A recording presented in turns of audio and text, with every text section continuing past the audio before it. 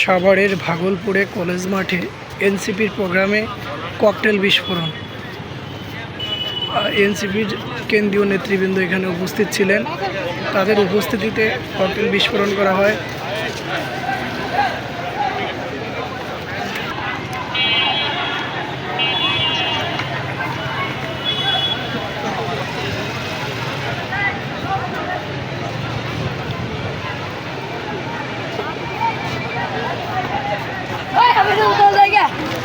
এই প্রোগ্রাম কি হয়েছে?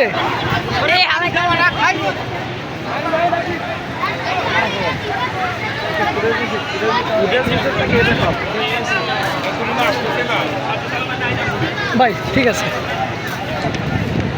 এনসিপির প্রোগ্রামে ককটেল বিস্ফোরণের ঘটনা ঘটেছে সাভারের ভাগলপুর কলেজ মাঠে।